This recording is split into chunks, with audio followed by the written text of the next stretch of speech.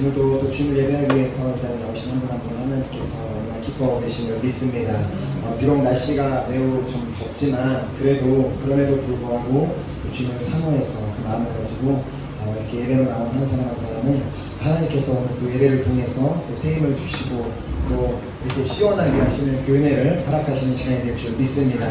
네, 먼저 이렇게 잠깐 광고를 드리면은 이전에 이렇게 광고를 드렸던 것처럼 우리가 이제 콩고 브라자빌 음악교회에다가 이렇게 우리가 마스크도 이제 젤 알코올 젤로 이제 지원을 하자라는 그런 얘기를 해서 감사하게 우리 교회 식구 중에 또 한 분이 기업에 8만카드 해주셔서 그걸 가지고 우리가 콩고에다가 보낼 수 있었습니다. 그래서 지난 이틀 전에 금요일 날 이렇게 보냈는데 요즘에 이제 콩고 왔다 갔다 하는 비행기가 많이 없어서 8월 말이나 돼야지 소포가 도착할 수 있다고 하는데 사실 제일 걱정은 그게 언제 도착하느냐보다 혹시나 이제 아프리카로 가는 증이기고 때문에 분실되지 않을까라는 그런 걱정이 있지만 여러분들이 꼭 기도해 주셔서 그것이 잘 도착해서 우리 콩고 브라자빌 있는 교회 식구들이 마스크도 잘 활용하고 또 그 젤도 잘 활용해서 건강하게 안전하게 주님을 예배할 수 있도록 그렇게 기도해 주셨으면 좋겠습니다.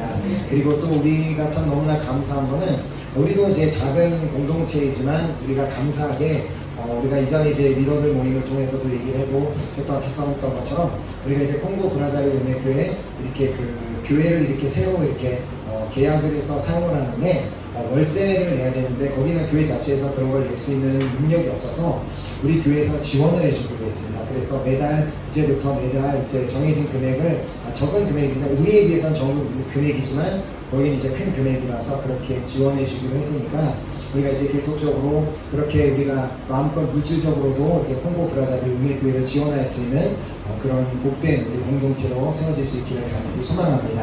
그다음에 우리 지난주 먼저 암송하기로 했던 말씀 히브리서 10장 19절 말씀 지난주에 우리 본문 말씀이었던 우리 지난 말씀 우리 함께 암송하고 또 읽도록 하겠습니다. 시작. 그러므로 형제들아 우리가 예수의 피를 힘입어 성소의 담력을 얻었나니. 아멘.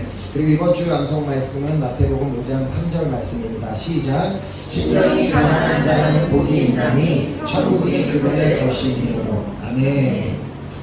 오늘 본문 말씀 하나님께서 우리에게 주시는 말씀 팔복 심령이 가난한 자 우리 마태복음 5장 1절에서 3절까지 말씀 제가 짧은 3절이니까 우리 함께 읽었으면 좋겠습니다. 시작.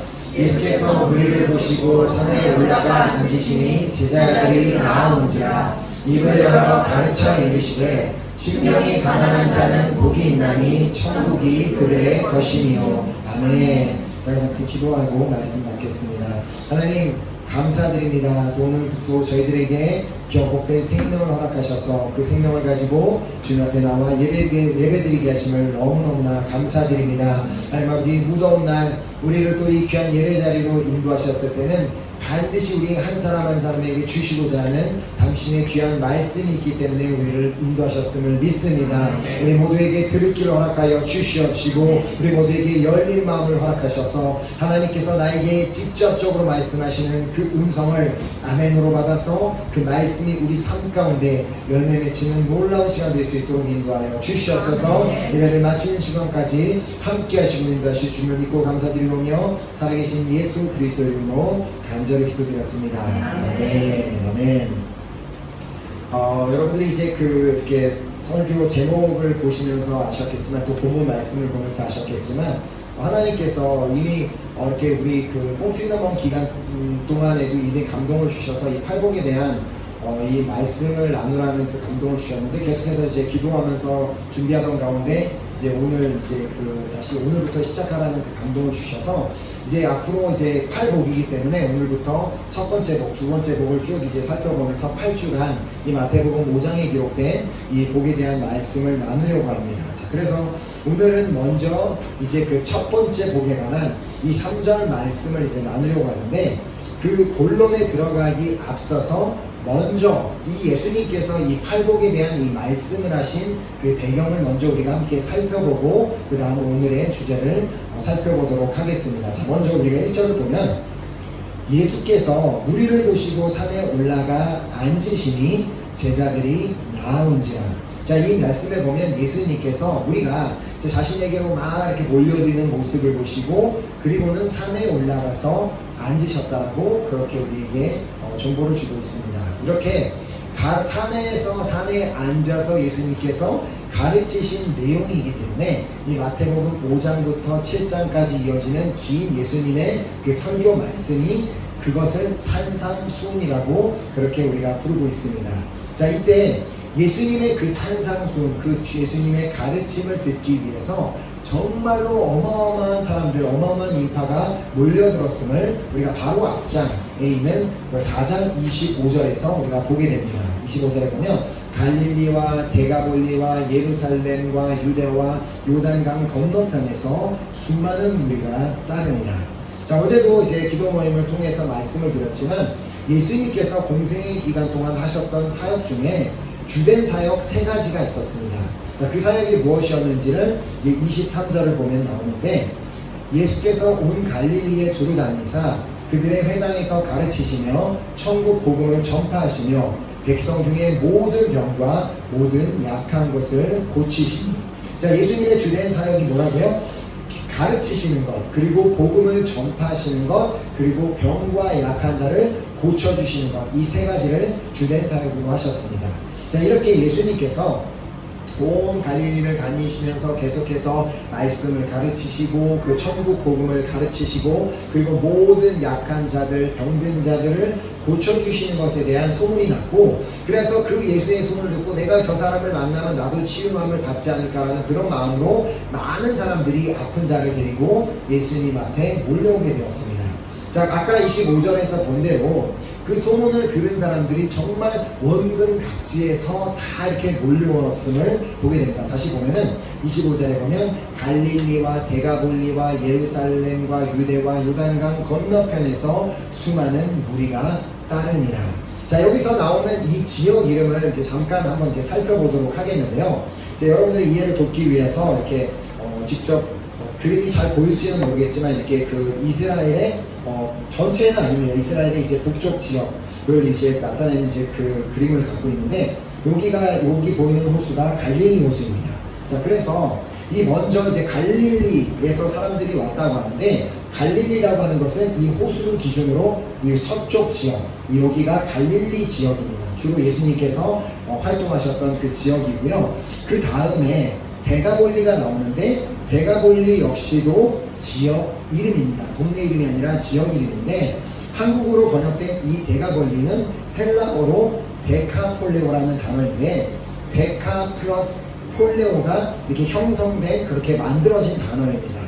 자, 이 여기서 나오는 데카는 이 우리가 커피 마실 때 사용하는 그런 데카가 아니라 이 헬라어에서 숫자 10을 의미하는 단어입니다. 자, 그 다음에 폴레오는 도시를 의미하니까 무슨 뜻이에요? 10개의 도시가 속한 지역. 그래서 그것이 갈릴리 호숫가 지역 그 기준으로 동쪽에 있는 위치, 그 지역이 데가볼리 지역이었습니다.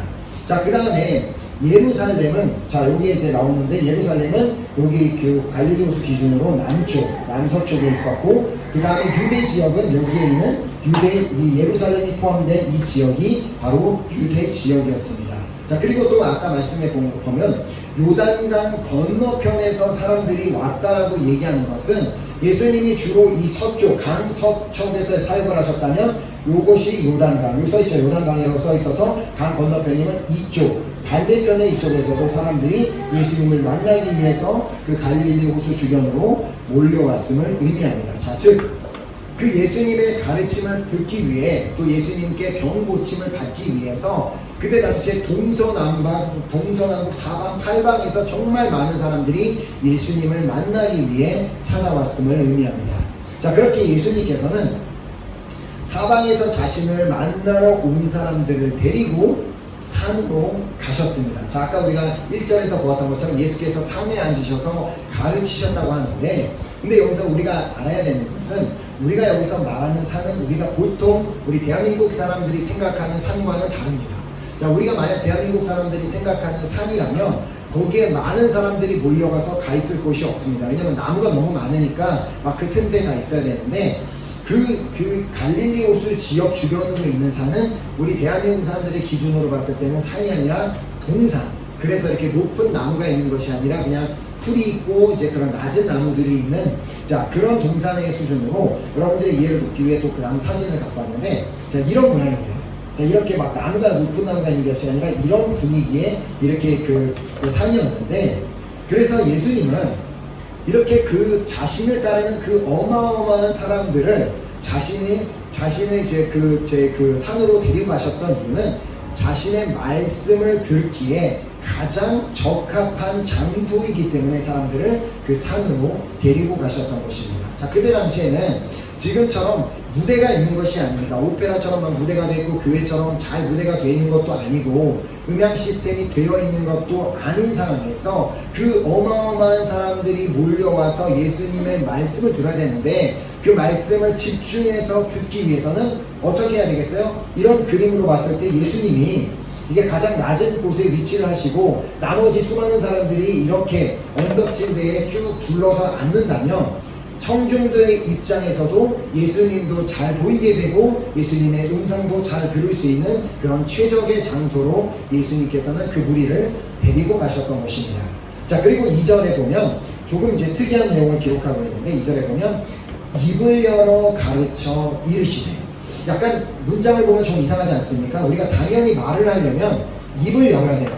입을 닫고 말을 하는 사람은 아무도 없는데 도대체 왜 입을 열어 가르치셨다고 말을 하고 있는가? 그것은 예수님께서 입을 열어 가르치셨다는 의미는 예수님께서 그 수많은 사람들이 다 자리를 잡아야 될 거 아니에요. 그래서 그 사람들이 다 자리를 잡을 때까지 아무 말씀 안 하시고 가만히 기다리셨다가 모든 사람들이 말씀을 듣기에 준비된 상황이 되었을 때 비로소 그때 입을 열어서 가르치기 시작하셨음을 의미하는 것입니다. 자, 예수님께서 그렇게 모든 사람을 배려해서 너 너무 느리니까 됐어 그냥 나중에 들어가 아니라 모든 사람들이 다 말씀을 듣기에 준비될 수 있도록 그렇게 배려해 주신 이유가 무엇이겠습니까? 왜냐하면 하나님은 모든 사람이 구원을 받으며 진리를 아는데 이르기를 원하시기 때문입니다. 아멘. 자, 우리가 잘 아는 말씀이죠. 디모데전서 2장 4절에 하나님은 모든 사람이 구원을 받으며 진리를 아는데 이르기를 원하시느니라. 아멘. 그렇기 때문에 예수님께서는 그 모든 사람들이 하나님 주님의 말씀을 듣고 구원을 받고 모든 사람들이 진리를 알 수 있도록 그 모든 사람들이 잘 자리를 잡아 주님의 말씀을 들을 수 있는 그런 장소로 인도하셨고 또 그 시간까지 기다리시면서 그 다음에 말씀을 전해 주신 것입니다. 자, 그렇게 모든 준비가 된 후에 예수님께서 이제 이 산상수훈을 시작하시면서 가장 먼저 주신 메시지가 바로 이 팔복 메시지입니다. 자, 그리고 3절부터 10절까지 이어지는 이 복에 관한 말씀을 이제 헬라어로 보면은 공통적인 단어, 그래서 3절부터 18절까지 10절까지 시작되는 공통 단어가 있는데 바로 헬라어로 마카리오이라는 단어가 반복적으로 사용이 됩니다.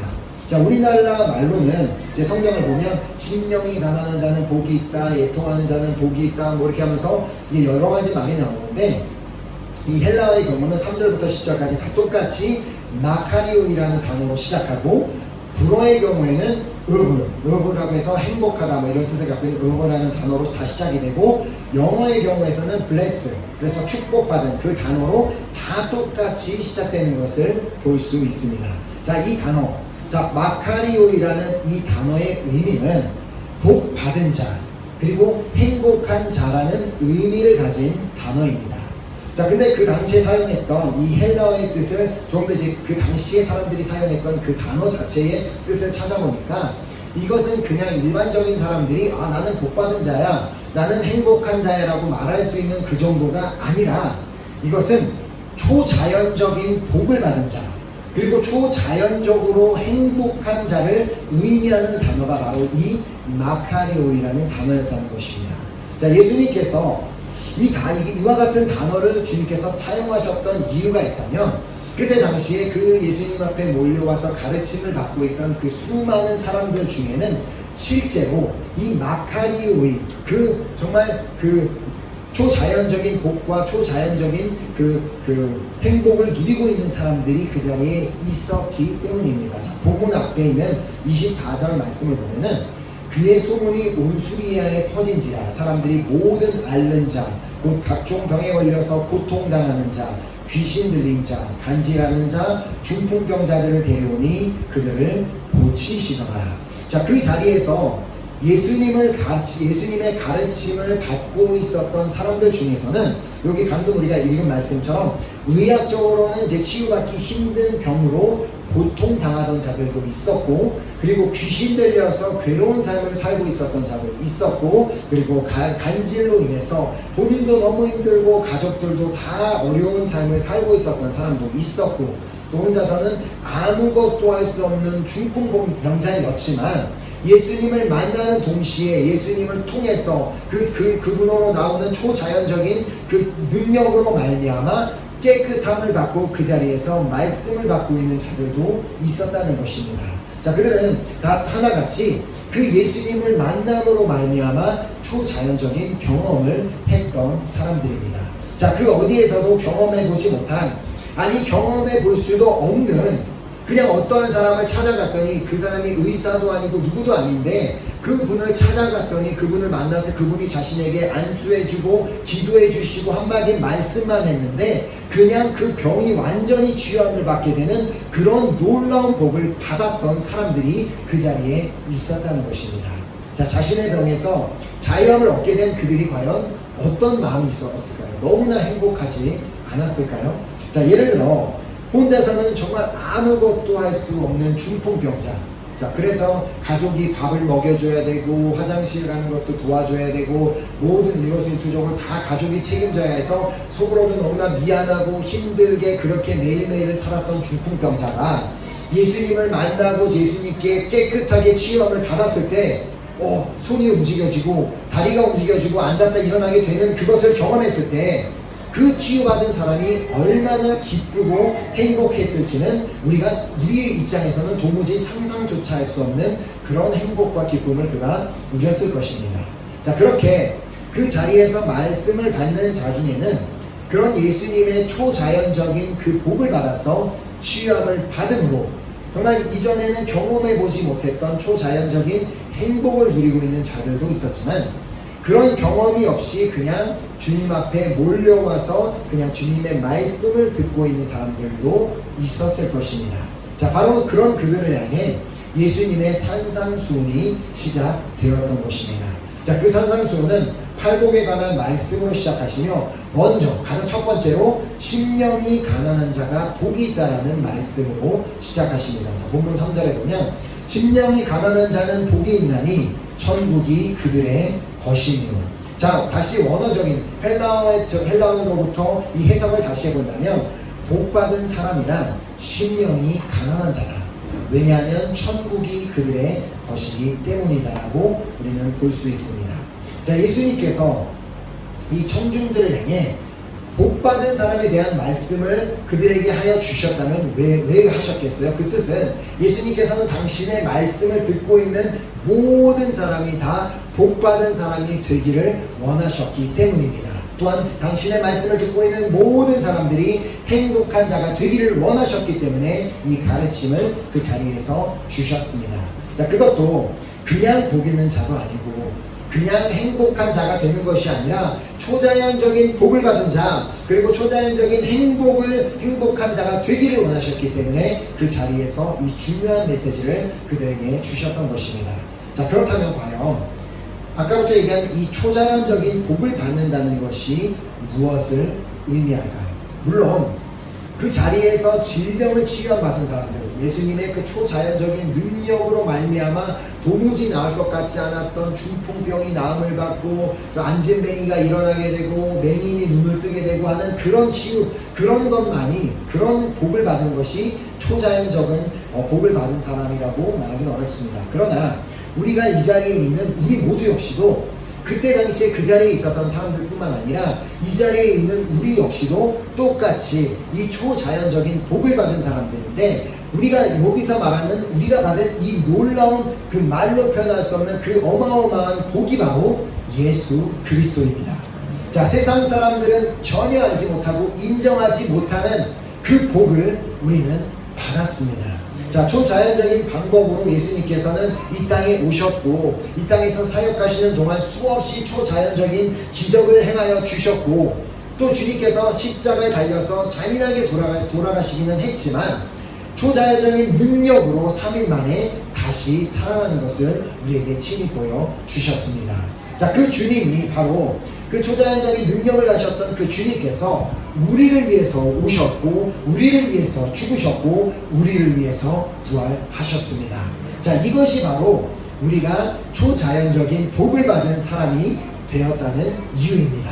자, 요한복음 3장 16절에 보면 우리가 너무나 잘 아는 말씀이죠. 하나님이 세상을 이처럼 사랑하사 독생자를 주셨으니 이는 그를 믿는 자마다 멸망하지 않고 영생을 얻게 하려 하심이라.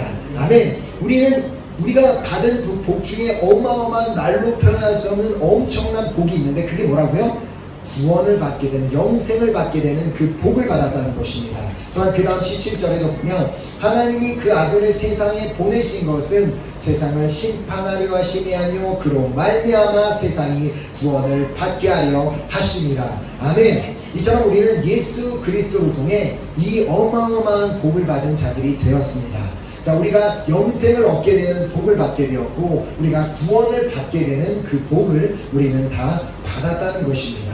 자, 그래서 오늘 본문이 말씀하는 것이 심령이 가난한 자는 복이 있나니 천국이 그들의 것이니요라고 말씀하고 있는 것입니다. 자, 여기서 말하는 천국이 그들의 것이니요라고 말하는 것은 그렇게 그 복받은 자가 단순히 죽어서 천국을 가는 것만을 말하는 것이 아니라 우리가 이 땅을 사는 가운데서도 우리는 이미 복을 받은 자들이고, 이미 우리는 이 땅 가운데서도 천국을 소유하고 살 수 있는 그런 복을 우리에게 주셨다는 것입니다. 자, 그 하나님의 나라가 내 안에 임하게 되면, 하나님의 전적인 통치를 받고 그 은혜로 인도하심을 받게 되면은 그 은혜로, 그 통치하심으로 말미암아 우리 안에는 놀라운 일이 일어나게 됩니다. 자, 우리 안에 일어나는 일이 뭐냐면 도무지 행복할 수 없는 그 상황, 내가 처한 상황을 보면 한숨만 나오고 낙심되고 좌절하고 우울해지고 슬퍼지는 그 상황에 있음에도 불구하고, 그럼에도 불구하고 우리는 그 가운데서도 행복하게 되는 그런 초자연적인 현상이 우리에게 일어나게 된다는 것입니다. 자, 그래서 주님께서는 너희가 이러한 구원의 복을 받은 자가 되기를 원하느냐, 너희들이 정말 천국을 소유함으로 말미암아 행복한 자가 되기를 원하느냐, 그렇다면 너희가 그렇게 되는 비결이 있는데 그것은 가장 첫 번째로 너희는 심령이 가난한 자가 되어야만 한다라고 오늘 우리에게 말씀하여 주십니다. 자, 아무나 복 있는 자가 될 수 있는 것도 아니고 아무나 행복한 자가 될 수 있는 것이 아니라 오직 심령이 가난한 자만이 복받은 자가 될 수 있고 또 행복한 자가 될 수 있음을 우리에게 말씀하여 주시는 것입니다. 자, 그렇다면 도대체 심령이 가난한 자가 되는 것이 무엇인가? 우리가 심령이 가난한 자가 된다는 것이 무엇인지를 깨닫는 것이 가장 중요한데, 심령이 가난한 자가 된다는 것은 하나님을 절대적으로 필요로 하는 사람이 되는 것입니다. 자신의 영적인 목마름을 깨닫고 도무지 그 무엇으로도 자신의 공허함을 채울 수 없음을 깨닫고, 이 목마름, 이 공허함은 오직 살아계신 하나님 그리고 그 아들 예수 그리스도로 오는 그 은혜로만 채울 수 있음을 깨닫고 하나님을 찾는 사람, 하나님을 언제나 찾고 구하는 바로 그 사람이 심령이 가난한 사람인 것입니다. 자, 바로 이러한 자들, 즉 예수님이 아니면 도무지 다른 방법이 없음을 깨달은 자들이 예수님을 찾아왔고 그들이 질병에서 치유함을 받는 역사가 일어났습니다. 자, 그러나 그 자리에는 그러한 인생의 광야를 경험한 사람도 있었지만 또 그렇지 않은 사람들도 있었습니다.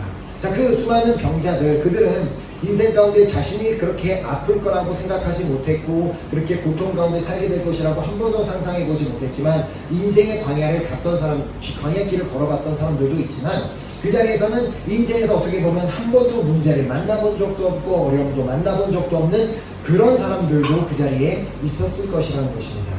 자, 대표적으로 그 자리에 같이 말씀을 받고 있던 제자들이 그런 경우였습니다. 자, 그들은 가난한 심령을 가지고 그들이 스스로 예수님을 따라서 찾아온 사람들이 아니었습니다. 자, 그들은 예수님이 너 나 따라올래 하니까 저분을 따라가 봐야 되겠다 하고 따라온 사람들이지, 그들이 어떤 뭐 질병이 있고 문제가 있었다가 그것을 해결받고 따라온 사람들이 아니었다는 것입니다. 자, 그런 그들이 이 예수님의 말씀을 하시는 것을 그냥 쉽게 받아들이지 못하는, 그 질병에서 치유함을 받고 귀신 들려서 치유함을 받은 사람들과는 전혀 다른 배경에서 말씀을 받고 있기 때문에 그들이 심령이 가난해지는 것이 무엇인지를 그들은 잘 모르고 있었을지도 모릅니다. 자, 아마 우리 중에도 이처럼 인생의 광야를 체험해보지 못한 분들도 계시기 때문에 도대체 심령이 가난해지는 것이 무엇인지를 모르는 분들도 계실지도 모르겠습니다. 자, 그래서 하나님께서는 때로는 우리의 심령이 가난해질 수 있도록, 우리가 정말 하나님 심령이 가난해져 하나님을 구하고 하나님을 찾는 인생이 될 수 있도록 우리를 광야로 인도하시기도 하는 것입니다. 자, 하나님을 필요로 하는 그런 어려운 극적인 환경, 힘든 광야로 우리를 내몰아서 우리로 하여금 그곳에서 하나님을 찾을 수밖에 없도록, 하나님을 구할 수밖에 없도록 우리를 만드시는 경우가 있다는 것입니다. 자, 그래서 신명기 8장 2절 말씀을 보면 내 하나님 여호와께서 이 40년 동안에 내게 광야길을 걷게 하신 것을 기억하라. 이는 너를 낮추시며 너를 시험하사 내 마음이 어떠하니 그 명령을 지키는지 지키지 않는지 알려 하시니라. 자, 하나님께서 이스라엘 백성들을 광야로 인도하셔서 그 광야라는 곳에서 40년이라는 세월을 보내게 하신 이유는 그들을 낮추시기 위함이었습니다. 즉 그들의 심령이 가난해지도록 하시기 위함이었다는 말입니다.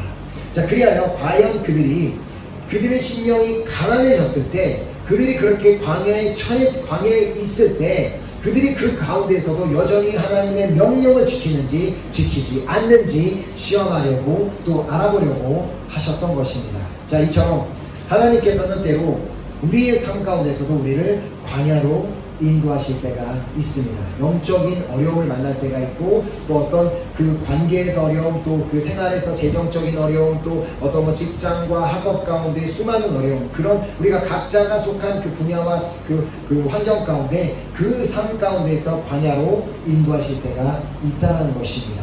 자, 그런 광야에 우리가 들어가게 되면 처음엔 내가 도무지 무엇을 해야 될지, 어디로 가야 할지 모르는 그런 정말 답답하고 힘든 상황을 우리에게 허락하실 수가 있습니다. 자, 바로 그때 그 시간이 심령이 가난해지는 시간임을 반드시 기억하시기 바랍니다. 자, 우리가 그때가 심령이 가난해지는 시간이고, 그렇게 우리가 심령이 가난해지는 것 자체가 우리에게 복이라고 주님께서는 오늘 말씀하고 계시는 것입니다. 심령이 가난한 자는 복이 있나니 천국이 그들의 것이니요. 왜냐하면 내가 광야에 있을 때만, 내가 모든 것이 아무 문제가 없고 정말 그 다 잘 되는 그런 도시 생활, 그리고 안전하고 평안하고 좋은 생활할 때가 아니라 내가 광야에 있는 그 시간, 바로 그때가 하나님의 초자연적인 능력을 체험하는 시간이 될 수 있기 때문입니다. 이스라엘 백성들은 광야에서 초자연적인 하나님의 능력을 수없이 체험했던 사람들이었습니다.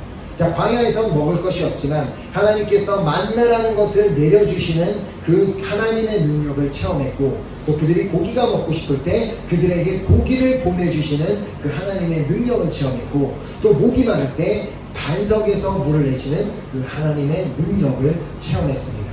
또한 예수님이 사역하시던 시대에도 마찬가지로 그때 당시에 각종 병에 걸려서 고통 가운데 질병으로 인해 광야 생활을 하고 있던 자들이 예수님 앞에 나아와 온전한 치유함을 받는 그런 초자연적인 능력을 체험한 사람들도 있었습니다. 자, 그렇기에 오늘 지금 내가 광야에 있다면 그것은 나의 심령을 가난하게 하시기 위한 하나님의 뜻이 있으며, 그 광야에서 하나님의 그 초자연적인 능력을 체험하도록 하시기 위함임을 믿으시기 바랍니다. 아멘. 심령이 가난한 자, 그래서 광야에 있어 보지 않은 자들은 이런 초자연적인 하나님의 능력을 체험할 수 없습니다. 또한 그런 초자연적인 하나님의 복을 누려볼 수가 없습니다. 또한 하나님의 주시는, 하나님께서 허락하시는 그 초자연적인 행복 또한 누려볼 수 없습니다. 자, 그렇기에 주님께서는 우리를 고의적으로 광야로 인도하시기도 하고 광야에 이렇게 두시기도 하는 이유가, 우리가 그 광야 가운데 우리 신령을 가난하게 만들어서 우리를 더욱더 성장하고 또 하나님만 바라보고 하나님만 붙들고 하나님만 찾고 하나님만 구하는 인생이 될 수 있도록 우리를 만드시기 위함임을 우리 모두가 기억했으면 좋겠습니다. 자, 그렇기 때문에 지금 광야에 계신 분들이 있다면 나의 심령을 지금 가난하게 만들고 계신 그 하나님께 철저하게 범사에 감사하시기를 바랍니다. 왜냐하면 주님께서 오늘 말씀하셨잖아요. 심령이 가난한 자는 복이 있다라고 말씀하시기 때문입니다. 자, 그래서 또 이사야서 55장 6절의 말씀에 보면 너희는 여호와를 만날 만한 때에 찾으라. 가까이 계실 때에 그를 부르라. 아멘. 우리가 광야에 있는 그 시간, 바로 그때가 여호와를 만날 때이고 여호와를 찾을 때이고 그때 주님을 부를 때임을 믿으시기 바랍니다. 우리의 심령이 가난해졌을 때 그 우리의 심령, 가난해져 있는 그 메말라 있는 그 정말 아무것도 없는 그 심령을 우리를 부욕해, 그 심령을 부욕해 하실 수 있는 분은 오직 하나님밖에 없습니다.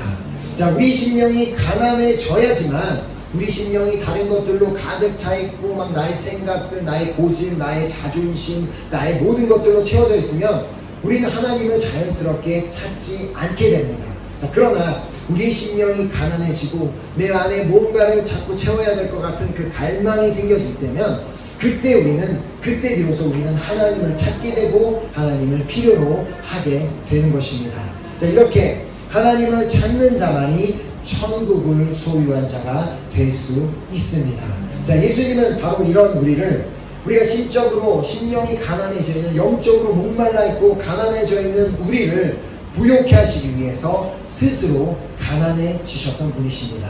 자, 심령이 가난해질 정도가 아니라 아주 비참해질 정도로 바다까지 내려가셔서 짓밟히고 완전히 자신의 모든 것을, 자신의 생명을 끝까지 다 주실 뿐만 아니라 우리의 심령이 정말 부유한 심령이 될 수 있도록 당신의 영을 우리에게 보내주신 것입니다. 자, 고린도후서 8장 9절에 보면 우리 주 예수 그리스도의 은혜를 너희가 알거니와 부유하심이로써 너희를 위하여 가난하게 되심은 그 가난함으로 말미암아 너희를 부유하게 하려 하심이라. 아멘. 예수님이 그렇게 고난당하고 채찍 맞으시고 피 흘리시고 십자가에서 잔혹하게 돌아가신 것이 패배입니까? 아닙니다. 도리어 그것이 어마어마한 승리였습니다. 대적 사단마귀를 향한 어마어마한 승리의 선포였기 때문에 우리의 인생도 비록 우리가 광야에 사는 것 같고 짓밟힐 것 같고 바닥에 있는 것 같고 힘든 상황이 있다 할지라도 바로 그 상황 가운데 이미 우리를 부욕해 하시는 그 예수님의 능력을 십자가에서 나타내 보여주셨기 때문에 우리는 그 예수 그리스도로 말미암아 우리는 부욕해 되는 놀라운 역사가 우리 삶에 일어나게 된 줄 믿으시기 바랍니다. 자, 이렇게 우리가 예수 그리스도로 말미암아 심령이 부유하게 된 상태를 바로 우리는 성령 충만이라고 합니다. 자, 하나님께서 성령을 통해 우리 영의 그 공허함, 우리 영의 그 부족함, 우리 영의 그 가난해져 있는 그 상태를 바로 성령께서 우리를 채우십니다. 자, 그렇게 자신의 심령의 가난함을 깨달은 자는 어떻게 하게 돼요? 하나님을 찾게 됩니다.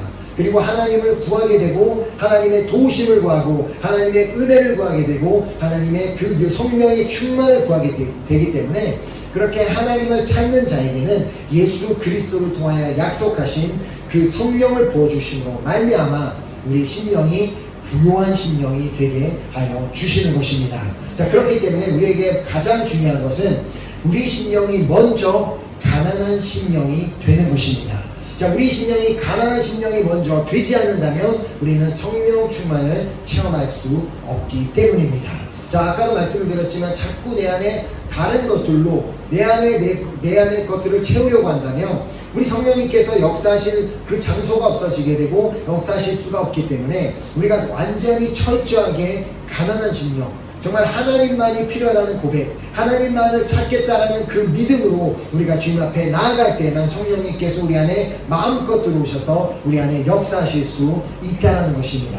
자, 그렇기 때문에 주님께서는 오늘 우리에게 심령이 가난한 자가 복이 있다라고 말씀해 주시는 것입니다. 자, 심령이 가난한 자가 되어 하나님을 찾고 그렇게 하나님을 구함으로 말미암아 정말 주님께서 부어주시는 복을 누리시는 여러분 모두가 되시기를 간절히 소망하며 축복합니다.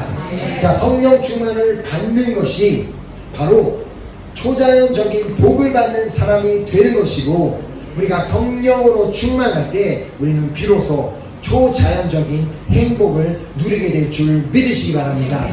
그리하여 날마다 심령이 가난한 자가 되어 아침마다 기도할 때 주님, 오늘도 나는 심령이 가난한 자가 되기를 원합니다. 그래서 이 가난한 심령에 하나님을 구합니다.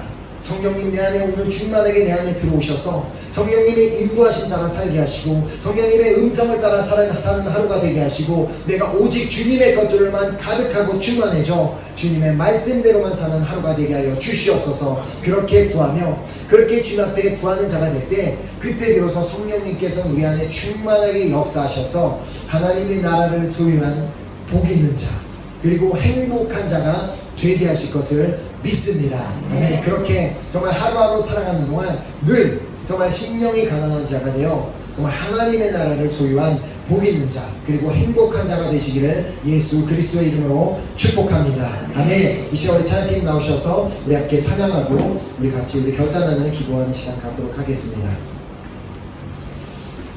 오늘 우리가 드리게 될 이 찬양은 정말 심령이 가난한 자만 드릴 수 있는 찬양입니다. 심령이 가난하지 않은 사람은 이 찬양의 가사가 그렇게 와닿지 않습니다. 자, 그렇게 이 찬양의 가사가 내 고백이 되고 싶은 마음도 들지 않고요. 그렇게 사모함도 있지 않지만 그러나 우리가 철저하게 심령이 가난한 자가 된다면 이 찬양이 우리의 고백이 됩니다. 주께 가까이 나를 뺏어서 주님만을 간절히 원합니다. 채워주소서 주의 사랑을.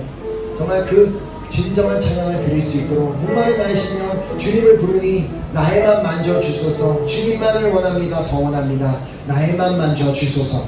이 찬양의 고백이 이 시간 우리 모두의 고백이 될 수 있기를 간절히 소망합니다. 우리 모두가 정말 철저하게 심령이 가난한 자가 되어 그 주님의 그 은혜 그 성령님의 충만함을 구할 때 오늘 이 예배를 통하여 우리가 성령 충만을 받게 되는 역사 그리고 온전히 주님의 인도하심을 받게 되는 역사 우리 삶이 일어나게 될 줄 믿습니다. 아멘. 우리가 같이 우리 찬양하고 우리 기도하는 시간 갖도록 하겠습니다. 주께 가까이 주께 가까이 나를 끄소서 간절히 주님만 원합니다. 채워주소서 주의 사랑을 진정한 자가 되는 주님과